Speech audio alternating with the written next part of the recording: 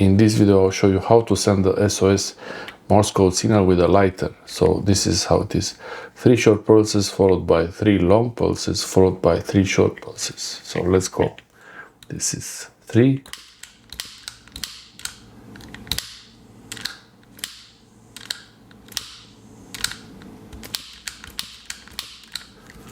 That's it.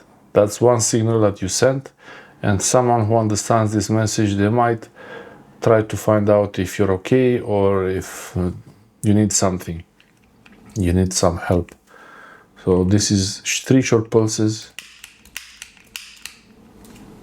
Even if the light doesn't work, it's about this, how you do it. You can do this with a pen, with anything.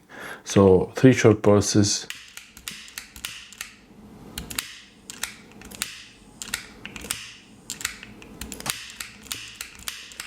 That's it. You just send the Morse code SOS signal with a lighter. Thanks for watching.